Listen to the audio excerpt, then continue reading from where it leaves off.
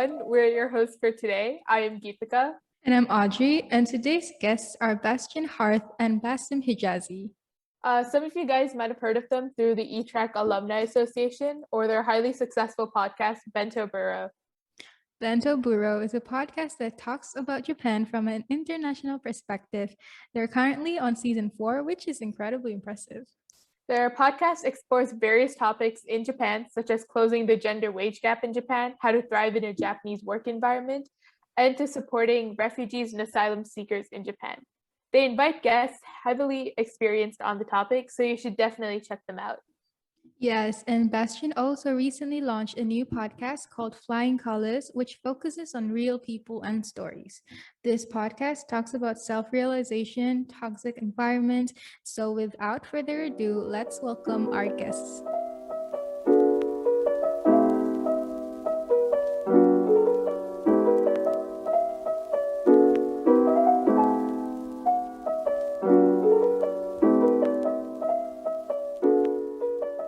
The first question we have is, we heard you were international students in Japan as well. So do you have any advice for all the eTrack students? That's a great one. Yeah, Buzz and I actually studied together at TIU for 3 years together, and Buzz stayed another year for sure, right? 4 years you did. But we were actually the two people that kind of hung out from the start, right? I think on the first day that we had the orientation, Buzz and I met. I believe he sat beside me or behind me, and he said, "I'm from Qatar." And I thought, what? Which is not From true, Qatar. by the way, because I'm not from Qatar, but I lived in Qatar half my life. And I was struggling to introduce myself because I grew up in the UK, I'm British Palestinian. And then I grew up half my life in Qatar. So I was struggling, how do I introduce myself to people here? Now, where do I start? So I had this existential crisis where I was introducing myself as Qatari, but I'm not, I just lived in Qatar, you know? So, but I remember, Bastian, we were sitting next to each other on that first day of orientation. Brings me back. Yeah, exactly. And I kind of didn't know at that time what Qatar was, but after a while I was like, oh, it's Qatar. Okay, no, I've heard of that place. My English wasn't that great back then, I think. But starting from there on, we had some great 3 years. And I think just thinking back to the time of being eTrack students and then kind of looking back, it's been a really enjoyable time. And there's so much advice that probably both of us can give, Buzz. Yeah, almost ridiculous to say how much has changed. There's certainly a lot to consider. I would say for me, the main one that just comes to mind when it comes to studying in Japan, if you're considering studying in Japan, I think the most important thing everyone needs to consider is what you want to make out of your experience in Japan. You know, and this is not specific to Japan as a country in any regard. I think it's really important to do your research about any big decision you make in life and know what you're getting into. Japan, for me, as an option to study abroad, was somewhat unconventional. I really had to convince my parents and family why I, as an English and Arabic speaking person living in Doha, Qatar, wanted to make a trip all the way to Japan, where I have no personal stake in, no relation to, no family lives there. And the only thing that connected me was the fact that I just had a deep interest in the country. And, you know, I wanted to sort of study international relations to understand its geopolitical position a little more in the region and its connection to the Middle East. But, you know, when I was applying to study in Japan, I was mainly just thinking, I want to learn Japanese as a third language. And I wasn't putting too much consideration into the fact that, you know, do I want to live in Japan? Do I want to work in Japan? I was thinking of studying in Japan. That's what I was thinking of. I thought it sounded amazing and I wanted to learn Japanese. And my parents were not convinced that this was a good idea. They thought it was terrible, and they thought I was going to regret it the moment I spent my first week there, because they thought that, you know, I just didn't have the experience in life to really critically think about this, right? They thought, you're just doing this because you love Japan, but you don't know anything about living in Japan. So I had to spend the next few months just trying to convince them by just learning everything I can about life in Japan, living, working in Japan. And I think if I didn't spend the time to do that, I would have struggled way more than I did. I think, you know, those few months before I traveled to Japan were crucial, just understanding how life works beyond what you see in media. So, I mean, that would be the main advice I would give, is that just know what you're getting into. Japan is a different country.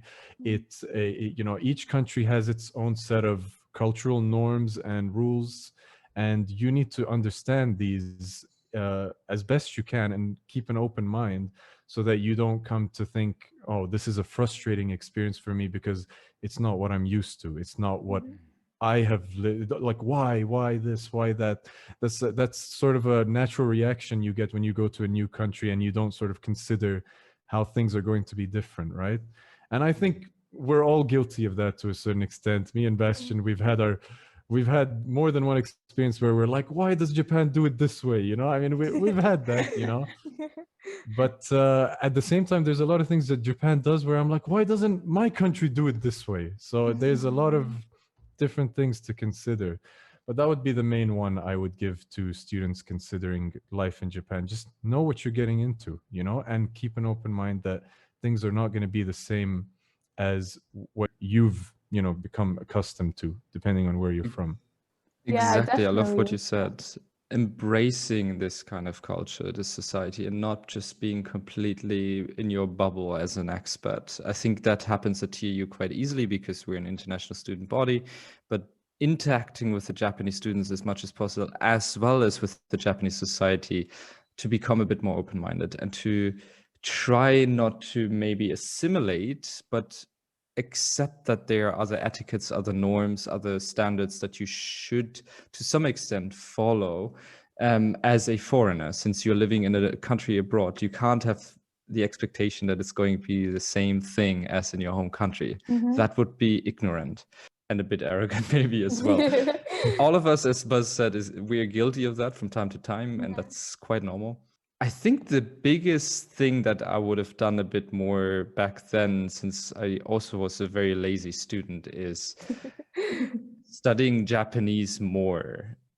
It's such a powerful language, particularly for the job market. It will put you or make you stand out of the crowd if you apply internationally, as well as in your home country if you go back, or if you decide to go to a different country, let's say China or somewhere in Europe or Latin America, they will look at it and be like, you can speak Japanese. Wow, that's great. And it might not be needed at that job. It puts you apart from, I think, the other candidates in the future. So really study Japanese, emerge as much as you can in the language, use it, force yourself to use it, is an advice that I'd give, despite the fact that it's really hard when it comes to kanji and the grammar, for sure.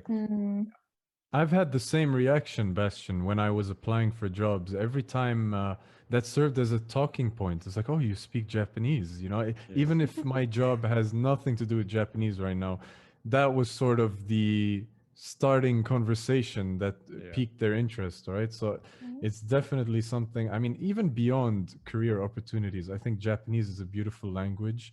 And I just think I always thought it was a bit of a shame that a lot of students came to Japan and they weren't really interested about learning Japanese, because I feel like when you learn Japanese, at least to a certain extent, it just opens up the country in a completely different way than you would sort of experience by not learning Japanese, you know? And it would definitely make it easier to live there, for sure. I mean, they're like, damn, you've lived for 4 years there? Wow, that must have been interesting. And you will probably go through the same experience. I mean, yeah, Corona kind of gave you some time to be basically in your home country and study from there. But in the end, when you go to Japan and have lived there for a while, they will say the same thing. They were like, damn, you've lived in Japan for such a long time. I think it's also because like usually people wouldn't, like most of the time people usually go to like US, UK, Canada and all that for college. So going to like doing your higher studies in Japan, it like really sticks out. Yeah. You know, get your priorities straight right now. You know, live life, you know, life, you know, enjoy yourself. I think that's important as well. You're in Japan, for God's sake. Don't just spend all day studying. That's not where we're, you know, that's not the advice I would give here. Also enjoy Japan, but also see if you can incorporate learning as part of those, experiences that you go out and do in your free time as well. I mean, you're in Japan, Japanese speaking country, you can sort of take the time to hone your Japanese skills by doing an activity in Japanese rather than just simply hanging out in English, which is something that I think we're guilty of. I definitely think I could have spent more time doing things in Japanese more beyond just ordering a meal in Japanese, so yeah, I mean, there's just so many experiences that one would take for granted, and that's something I would, piggyback on in terms of your point, Bastian. Is just, keep in mind, the experiences and the chances you have, the opportunities you have as a student in Japan, and take full advantage of that time you have. I think it would be really important to mention. Do you guys still remember like the Japanese that you learned? I think it's definitely deteriorated a little bit, but I surprise myself sometimes. I'm reading a news article in Japanese. I'm like, okay, I still remember a certain, I still have a certain grasp of things. It's just that I'm not using it actively like I once did, which is an issue. If you don't use something actively, you're going to forget it. I mean, I play guitar as well. If I go a couple of weeks without playing, it will feel like I'm a beginner again. It will feel like I'm not, like I will just be confused about my own skills. I'm like, why am I struggling to play this thing? I played like it's nothing a couple of weeks ago. It's because you don't do it actively. And the same thing is with language. It's like you'll start to forget things if you don't use it actively, which is why I've been actually studying Japanese again recently, just trying to keep it alive, because I had this instance of panic and this one moment where I was like, wow, I'm forgetting my Japanese. I don't want to forget it. So yeah, I need to, I'm starting to try and keep it alive again, just trying to immerse myself in Japanese more often lately. And I think, Bastian is really good with that. He's really good with sort of keeping in touch with his many languages. He's a polyglot, so he's not just studying Japanese. He's keeping in track of Chinese, Japanese, and other languages. So yeah. You're giving me too many compliments. What Buzz basically said, it's very tricky to find time sometimes to study the language. And particularly if you don't only study one language, but multiple languages at the same time, you kind of need to divide your time. But yeah, Japanese language, I'm staying in touch with it actually. So depending on my teacher's time, I have a private teacher. I would basically have lessons with her on italki. In general, I would say once a week, but she also kind of restarted working. She's a stewardess in a airline, so during Corona she had much more free time, and now she's kind of getting back into work, so it's not every weekend. But then I have like an hour class, and I would like make vocabulary lists that I would then do when I sit in the train on the way to work. But that's the only time that I really have to study Japanese. And I've now actually got myself, again, a Kindle. So I started to kind of read a couple of mangas in Japanese again, for example. I think that really helps to stay in touch with the language, and it makes it fun. I think that's the really important part, because I get what you're saying. The language classes, they're tough, and they actually take sometimes the fun away from the language, I'd say.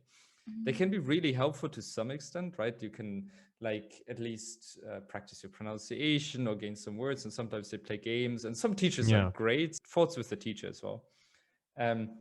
But if you don't have the other part, like the fun part of why you want to use the language, right? Like let it be for anime and mangas, or let it be for J-pop, or let it be for actually really more like tea ceremonies or whatsoever, then you're not in touch with the language. Or just be friends, right? Your Japanese friends you want to communicate with them could be also something. But that fun part is hard to sometimes maintain, or sometimes it's very hard to find as well if you just get the Japanese language classes, for example. So yeah, this is how I'm getting in touch. And as Bas said, sometimes reading the news, I think NHK Easy News or something, what the app is called, is really helpful. And you can turn off the furigana and basically really somehow challenge yourself to some extent. But yeah, because of that, if you're not surrounded by Japanese all the time, you deteriorate, your level of Japanese deteriorates over time for sure. I see. Okay, so I know that you said that Japanese is one of your challenges while learning in Japan. Do you have like what was the biggest challenge as an international student in Japan? Was it the culture shock? Do you guys experience any of that? Or also just like the comfort from the home wasn't there. You had to like start doing everything on your own. The struggle varies between person to person. Some of my friends, they expressed, culture shock, for instance, which is something I personally didn't feel as much as they did, because I spent that extra time learning about Japan throughout my life, just beyond what the media shows. Like I used to just personally be really interested in Japan. I used to watch NHK documentaries about basic things like, just how people farm in Japan, painting lacquer on the shrines. That's something that just fascinated me growing up. And just watching these things, I sort of, became familiar with just how life is in Japan generally. And so I didn't experience a strong sense of culture shock. More so, I struggled with, language was obviously something, it's a medium to communicate yourself, which, when you are in a situation where you are faced with something that is going against you, or like in the face of adversity, something is going to be sort of a burden or inconvenience to you. Communication is essential to sort of, navigate your way in that situation. And when you can't convey what you have to say in the best way you can, it can become very frustrating and difficult to live in Japan, particularly when you deal with bureaucracy or just, generally like paperwork, signing up to things. For example, finding my first apartment in Japan was something I particularly struggled with, and was sort of discriminated against to a certain extent as a foreigner. And I didn't realize that back then. And if I knew how to express myself better in Japanese at the time, I feel like I could have done a better job in navigating that circumstance. But I couldn't. And I feel like that was used against me, the fact that I couldn't express myself in full capacity. There were so many things I wanted to do in Japan that were, more than a struggle, to say the least, because it felt like they were treating me like an exceptional case rather than, just a citizen of Japan. And that was really, I think, related to the fact that I do not speak I did not speak Japanese at a certain level that was, communication wise acceptable to them.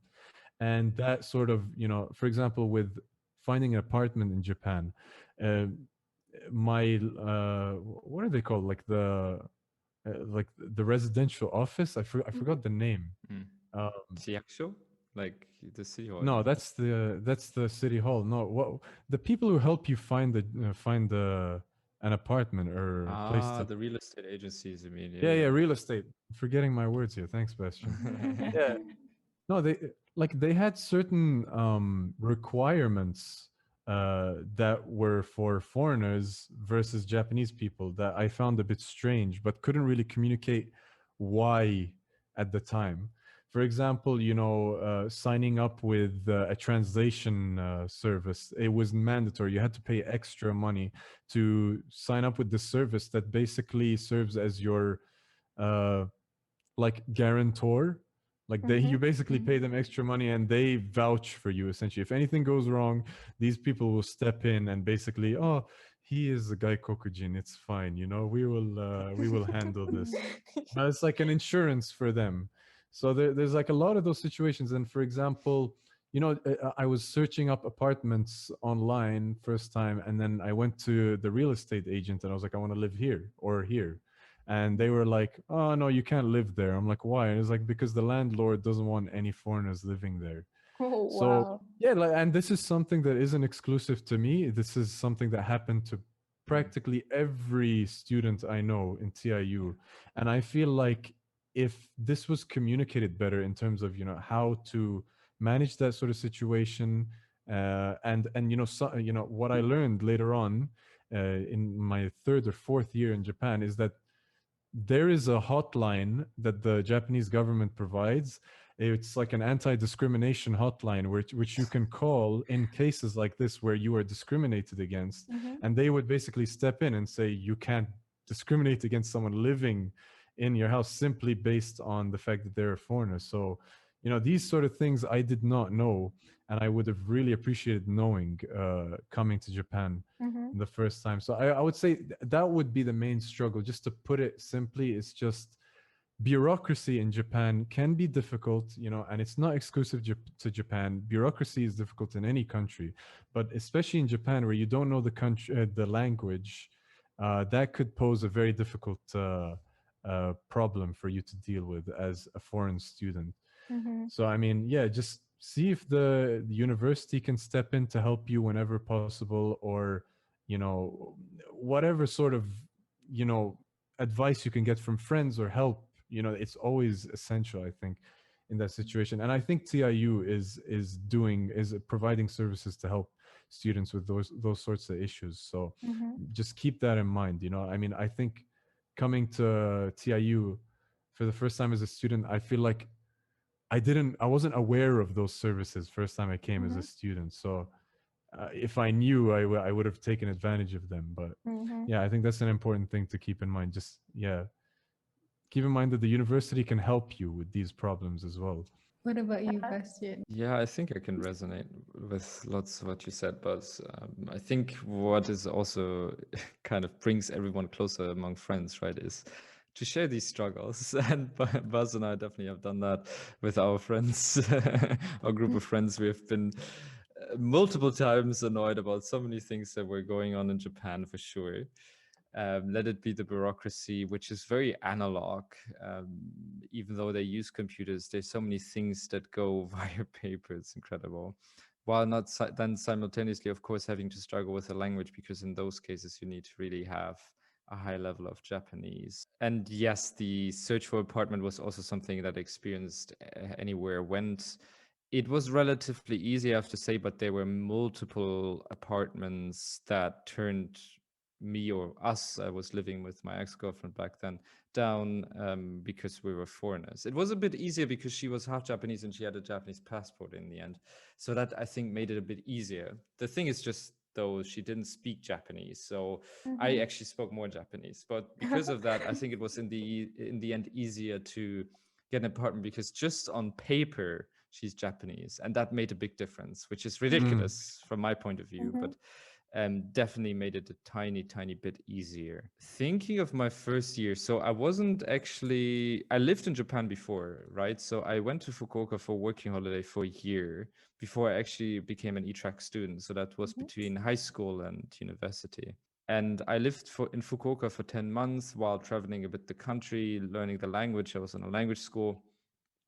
And I'm really trying to remember what the hardest time or this biggest struggle was, but I do remember, but honestly barely, that there was this time when I was fed up with everything that was around me. Like, I was annoyed about the stairs. I was annoyed about the fact that Japanese wouldn't speak Japanese to me, even though I'm trying to speak the language. They would always switch to English or German if they could speak German. So that really fed me up, and that lasted for a few months, I'd say. Though after that, I became kind of neutral and realized, and I think that's something lots of people go with, right? After that, you become quite neutral about it, and you think that you can actually live anywhere in the world. I personally got that way, but some others, I've seen it before. They really know then, after having lived abroad for a long period of time, that no, I need to go back to my home country. Like, I need to live there. That's okay. Some others do exactly the opposite and say, well, I can live anywhere in the world with this, because there will be some good and there will be some bad aspects of living in any country. Let it be your home country, or let it be Japan, or let it be any other country. It's, I think, quite normal. So I mean, I've been through these struggles, as Buzz mentioned, and everyone has faced some discrimination. But in retrospect, there's not much that stuck it's very momentarily. I still love the country, I still love the people, and I understand why they sometimes speak English to you, despite the fact that you speak Japanese. Lots of people would say this is kind of a form of racism or discrimination against you. They want to make it easy for you, I'd say. Even though you speak the language, they want to kind of connect with you in some ways. And I think that's also part of just politeness. Yeah, exactly. Yeah.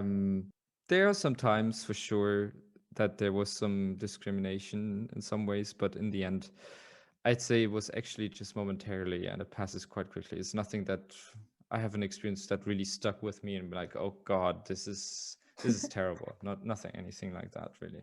So adding on to that point, so do you think studying in Japan was beneficial for you? Like, do you think it helped like career prospects in the future in any way? Other than the fact that like knowing Japanese stuck out. Absolutely. I'd say absolutely. It's first of all a great talking point. So if they see, oh, you've studied in Japan, really? How was that? 4 years, 5 years? That's incredible. Like, what did you do there? Why did you go there? It's 10 to 20 minutes of your interview sometimes, if they're curious, depending on the company itself. So it definitely is an advantage to study abroad. Plus, it shows as well to usually the person who is interviewing you or a company that you are capable of starting a life somewhere else abroad, right? Or are capable of trying to assimilate or adjust at least to a different society and a different culture. So you have this international work experience exposure, studying in an international context, and going to kind of a like unique destination, as you said, Geetika, like, most of the people go to US, Canada, Australia, something, but Japan is not very much on the list of countries that a student would go to study abroad. So definitely huge advantage. When it comes to the degree itself, I think the biggest aspect or the biggest advantage is really the internationality, that you studied in Japan, that you know some of the language, that you prove that you've basically lived abroad for such a long time and kind of managed to graduate. Because the degree itself, I mean, you can get a bachelor's degree anywhere in the world and it will be kind of the same, I'd say, standard or level of education. Japan is, I think, quite good, and what TIU offers with the international professors, who are graduates from top unis as well in their country or in the world. You can get this bachelor's degree also at other universities, big universities in Japan. And so that is definitely not the advantage point that one has in the end. It's just in the end, the experience, basically, I'd say. But maybe Buzz, you have something to add to that. Like for you, it might be a bit different or similar. I'm not sure actually. I agree and resonate with everything you said, Bastian. And to add to that, living and studying in Japan, was it beneficial to me? The answer, absolutely. Like you said, Bastian, I wouldn't be the person I am today if I didn't spend those 5 years in Japan.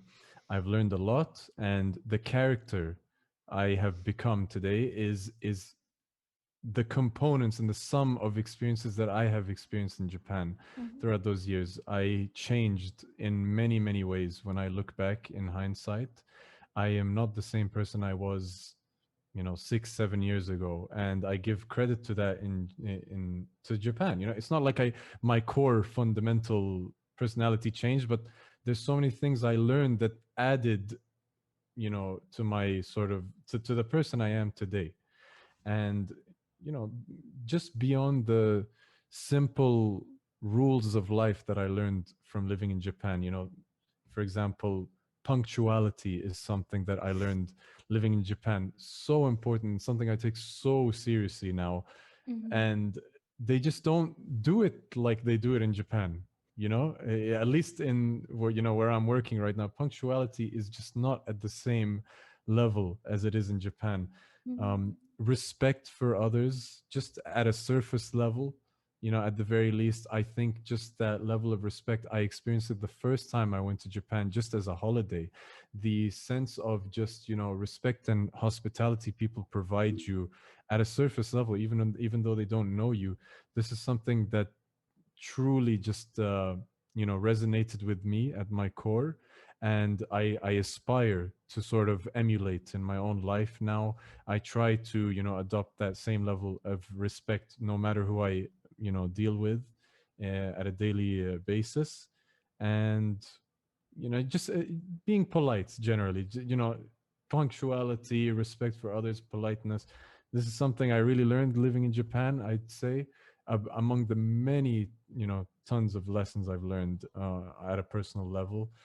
And studying at TIU, what can I say? I got to meet so many friends and individuals from around the world that broadened my horizons to many different ways and perspectives of the world, all while experiencing a culture and society that was completely different to what I grew up with and was familiar with. Getting comfortable with the uncomfortable. That's something I give tremendous credit to Japan for. And that is an incredibly valuable, lesson to learn for anyone in this life, is that you need to learn how to adapt to different situations and environments. And that's something I learned a lot from Japan. And from the professors I had in university, when it comes to an education level, I grew up basically, I didn't have a good experience growing up in school. I didn't have many friends. I was sort of bullied growing up, and that sort of led to me despising school and learning. I didn't really have any teachers I could look up to. And education became this sort of stepping stone for me. It's like, oh, it's just a stepping stone for me to get to the level where I can pursue a career and just sustain my life, essentially. Until I went to TIU and I met professors that, actually took particular interest in me as an individual from a different country, wanted to get to know me more, actually spoke to me on a face-to-face level, and really made me see things in a way to see the value of learning for the first time in my life. For the first time, I felt the value of lifelong learning. And from that point, I changed significantly as a person, because now I think learning is essential and I want to continue it throughout my life, regardless of my age or occupation. That's something I didn't have before going to TIU. And I give that credit to the professors that sort of inspired me, that sort of invigorated this flame inside me to, learn and understand about other people, about other things. That's something I learned from my time at TIU, and that is through my professors and friends alike from around the world. That was so inspiring. I literally got chills listening to both of your stories. Thank you. Thank you so much for sharing.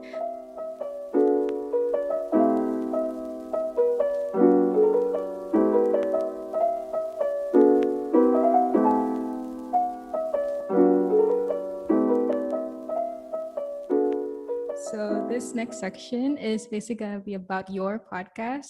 So if you could tell us more about the story behind it, or how did it start? How did it start, Bas? Right? The podcast Bento Bureau Japan from an international perspective. I think the head behind it, or the how do you call it actually in English? The mind behind it is definitely Buzz. In 2016, we kind of thought, and I'm not sure how that actually got into conversation, but we would always hang out in the E-Plaza and in like these little study booths and everything. And we would just basically study together and talk a lot. And we would have the whiteboard behind us. And we were, let's say, 6, 7, 8 people or something. Usually that's how we would hang out, depending on. That's a lot of people for a podcast. But yeah, so we kind of thought, actually podcasting would be a great idea to do. So what do we need for that? Like, what do we want to make out of it? Because we thought that there weren't too many podcasts that actually talk about the topics that we were curious about. And I think our curiosity was definitely sparked by the classes mainly, because we thought this needs to go out there. Like, more people need to listen to this and shouldn't see Japan as just this sushi eating, manga and anime watching and reading ninja country or whatever, like usually what they try to show in the documentaries, right? We kind of wanted to give a bit more different perspective on Japan, but also be quite critical. I mean, I think it also embodies some of our critique that we had for the country that we saw and that we understood there. that's where Buzz basically also said, kind of, let's do a podcast about this. I think that's how I don't remember exactly the time when, but it was definitely like a process. You know, we kind of had the idea. He had the idea. He talked about it. We talked about it, and then we kind of like, oh, so what name should we give it? Like, what design should it have? Like with the bento box and the world and the chopsticks and everything. We came all together, and then since Buzz had already some experience with audio recording and whatsoever. He kind of said, oh, you know what, we need to have an amp where we basically can record all these things simultaneously. We need to have mics, we need to have like proper pop-up filters and everything. So we bought all that. We actually, and that was actually one of the best experiences. And then Buzz, I also let you say some words, but we went to this music area, this music shop area in Tokyo. There's one famous place, I always forget the name, but maybe Buzz, you remember it? Ochanomizu. Yeah, Ochanomizu, yeah. So we went there to actually check on mics. So, and I think we went once or twice, but like we had these like proper mics, and we would go there to check them out, and we were like, oh, let's see what else do we need, and that was fun because we also connected it with, you know, checking out guitars and other music. So it was really the podcast in the end, like how it started was, I think, also just a fun experience as a group of friends to come together and try out some things to start a project. And that was really fun. And we would then have, I think at the beginning, we had 2 to 4 mics with pop filters. They're not too expensive, these things. And we would put the money together and buy basically what we need. And then we would have a laptop sitting there, and that laptop would be basically our recording station. And we would sit in the E-Plaza, and I think we start recording things, to try out things. It was the E-Plaza. And with the first episodes as well, we kind of asked always for permission, like, hey, can we use the room? Is it okay if we go there? And sometimes we, to be very honest, we also just went to a room to set up things without the permission. That was fun because, yeah, we were all together. We all had a plan and a goal, and we just wanted to enjoy recording an episode. And I think, yeah, it's, at least for me, one of the best times, I think, or the best projects that we did as students to really set up. And I'm so glad that it still lives on in some ways. It definitely has developed ever since. I mean, you can see now that we've become a live podcast. Usually, at least that's what we've been doing in the past year. It's a video podcast. We have upgraded our equipment a little bit, our quality, and we've definitely talking to more and more experts. Before we also started, like you guys said, Among Us, and professors were helping us out, and we had some experiences that were definitely something to remember, because of course we were very, very shy, and talking to a professor was something special to us, so we were very nervous. But in the end, it made us grow a lot, I think, and it stuck with us. And it's some experience that I think all of us, like all of the people who were involved, like Long, Hazel, Ichi, Jawad, Jazz, I hope I'm not forgetting anyone right now. We were all just together, and we invited sometimes our friends to talk about topics. We invited sometimes experts to talk about topics, and it was just a real enjoyment. And we also had Professor Blackwood being involved as kind of helping us out here and there, kind of saying that, you know, this would be also interesting. He kind of brainstormed ideas with us. So it's just fun. It was an engagement for all of us. Yeah, I remember all those times you mentioned, Bastian. I also remember that, you know, as a university student, I got into podcasts for the first time, and I just thought, wow, this medium is amazing, just like you two are probably getting into right now. So, and I was thinking, I want to make a podcast, but I didn't know what it was going to be about, you know. And then I sat with my group of friends along with Bastian as well in the E-Plaza one day, and I was just, guys, let's make a podcast. And then everyone's like, sure, but we didn't know what we wanted to do. I was like, and then we had to think, okay, what's unique about us? You know, why would people listen to us? And then we thought, oh, we're a bunch of international students from different countries with different perspectives who live in Japan. So we came up with a show that's about Japan from an international perspective, which is our sort of motto, and has since always been. We started the show just sort of, we didn't really have a serious game plan. We just wanted to talk about Japan and talk about different things related to Japan. We quickly discovered that, we're just students, we're not experts in a lot of these subjects. And we said a lot of things that are not, really accurate a lot of the time. And, I give credit to, our professors that actually took, interest in what we were doing. Like Professor Blackwood, he actually listened to our episodes. He loved the first one. He hated the second one. He was like, oh, this one's terrible. You guys don't know what you're talking about. And that sort of feedback, even though this was just a fun project for us, it taught us a lot about, learning to approach such subjects with, to take them seriously.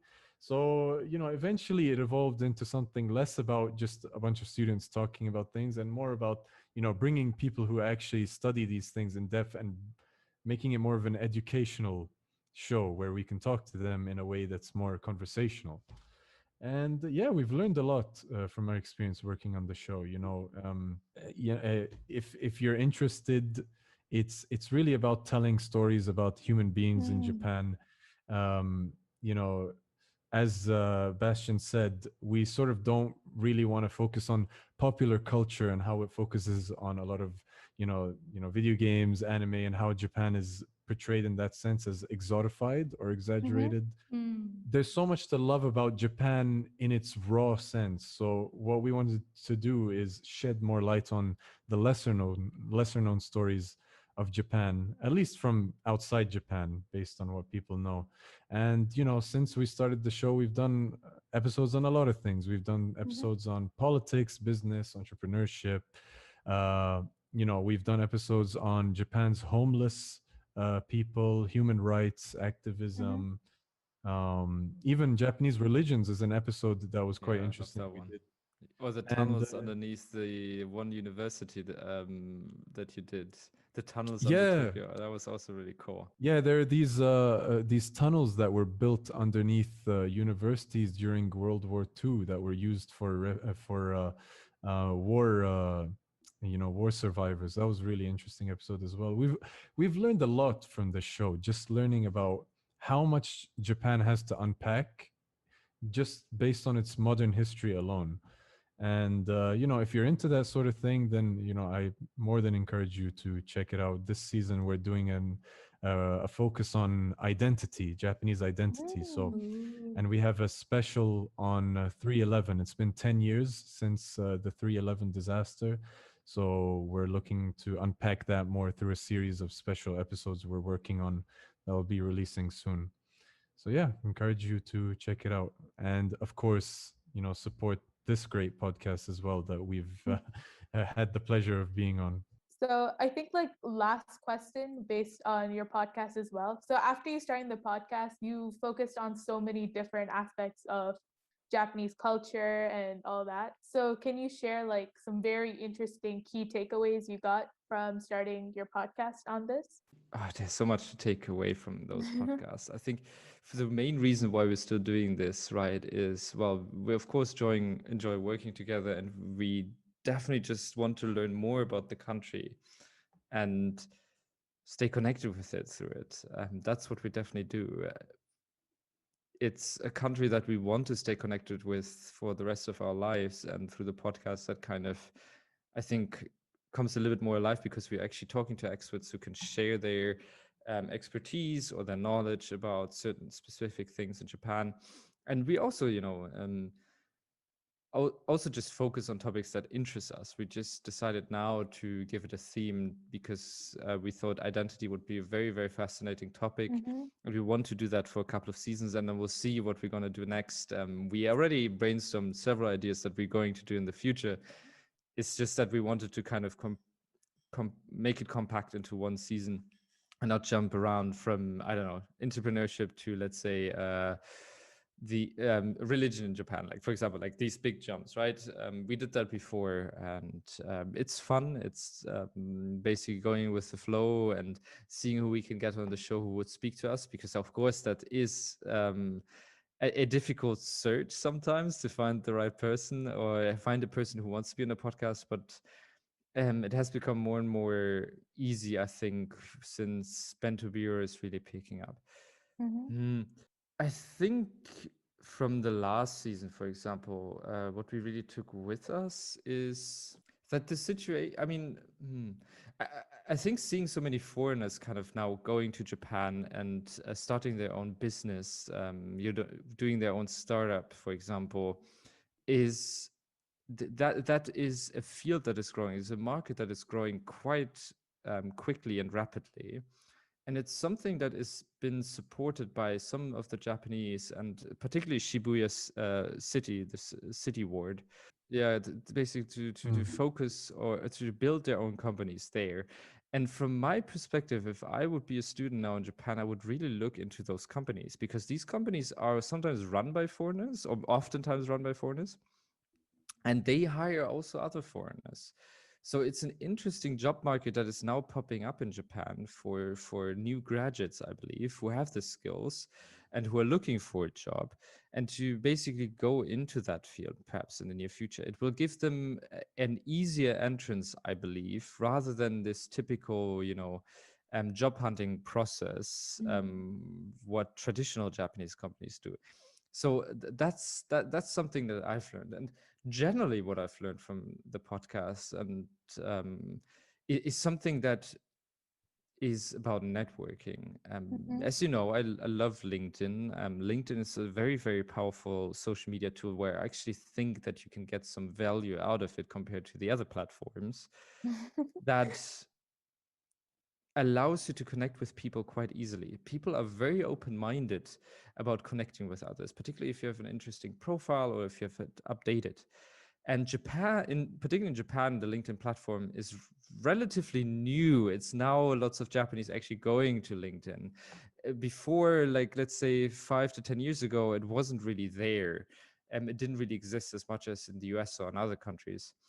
And you can connect with them and you can see them, and through the podcast you can basically meet so many different people who have the same interests about the country, and it's just lovely to see that you can kind of say, oh, I know someone who is working on subs, oh, I know someone who's working on this whole like radioactive waste in Fukushima, and it's just fascinating people that surround one, and you can learn so much from them. And I think that's a very big advantage of running these kind of podcasts about Japan, because it connects you to so many fascinating people, and they share so much knowledge, and it's just a lovely little community, I'd say. So that's, I think, the biggest part and a very essential part for me doing this podcast. I love the knowledge, what we can gain out of it, but the people behind that as well, they're just so inspiring. And particularly as a student who's living also now and studying about the country, it might actually give you an advantage as well to say, hey, I can actually do something and look into this topic. Maybe no one has researched about this before, and gain even a bigger interest about Japan. So at least that's the hope, I think, part of the hope that we have for Bento Bureau, right? So that it inspires as well others. But it's really the people that I take with me that it's just fantastic. Let it be the guests, but also, of course, the friends who are behind it, as mentioned already before. Absolutely. Yeah. No, I definitely learn a lot about Japan and the amazing people who are doing great things in Japan through this podcast. So that's something I definitely am thankful for. I would, just to top it off, I would give something sort of more personal to students, maybe. Just, going back to when we started working on this podcast, I think working on the podcast really helped us learn the sort of value of project management and what it takes. It's just working on your own project. It doesn't need to be a podcast, but I would encourage all students of TIU to sort of, keep that in mind while you're in Japan. You have a lot of unique opportunities that might not come your way if you decide to leave or go elsewhere.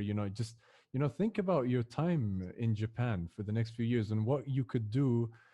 It doesn't need to make a massive impact, but it could at least add to your portfolio of skills and experience, and you as a person will grow through those experiences. I can definitely say the same thing about myself. My speaking skills, I would consider myself an introvert, but through speaking on the podcast, I've definitely become more comfortable about speaking in public for sure. And I can even credit that to my time at the MUN club in TIU as well. That's something that really helped me come out of my shell. So, those sort of experiences, see them as an opportunity for fun, but also they're sort of a natural way to grow as well as a person.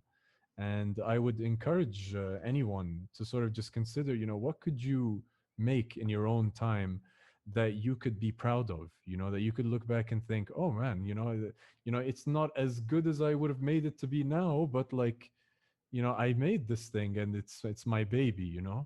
So like for instance, I'll tell you straight up, the podcast really helped me sort of secure opportunities now, in unrelated things in my career and stuff, because they see that I've worked on this podcast and they're like, okay, you have the skill of initiative. You're taking the initiative to work on things in your own time. That's something a lot of people value in the workplace as well. But just beyond career, just growing as a person, there's so much opportunity for you in Japan. And I would say, just keep that in mind. What could you do that could, make the best of your time in Japan? Definitely. Thank you so much for sharing. Beautifully said. I can't stop smiling because I just got chills. I resonate with all what you've said, Buzz. I think it's fantastic. So if you two would have asked us, like, what advice would you give? It's to kind of what also Buzz also mentioned earlier, this kind of, on one hand, enjoy your time as a bachelor student in Japan, really enjoy it, do something fun, go out there, explore Japan, explore things, and connect it with the things that you want to do. University life is fantastic to try out things like a podcast, like joining a club. Let it be more United Nations, let it be TEDx, let it be the Harth Prize, let it be whatever circle there is in TIU. Explore that, use your time wisely, and just grow. Just nurture your interest, and if you find a project that you can do, you definitely, as Buzz said, you'll take it with you. Let it be public speaking through MUN, let it be organizing a event with Harth Prize or TEDx, right? Organizing event and or doing a podcast. It will be skills that will stick with you. You might not use them in your career.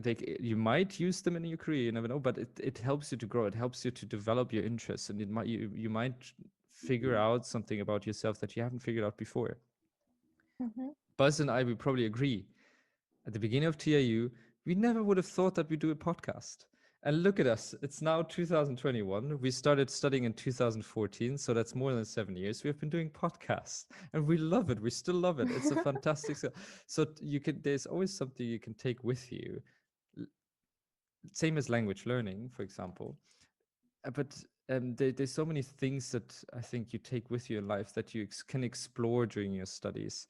And will also maybe then bring you with, you'll bring it with you in your master's degree with Model United Nations, for instance.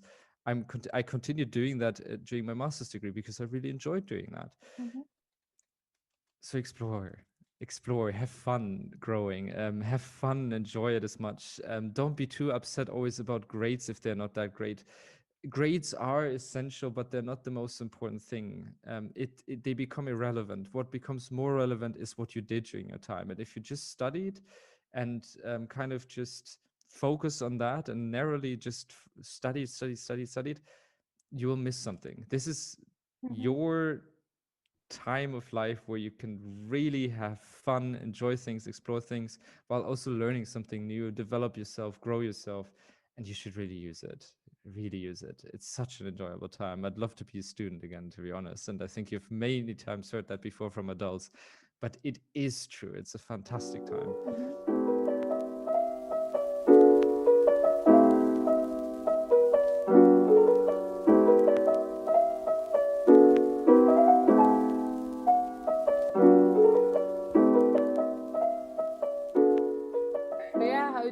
from every advice that we got.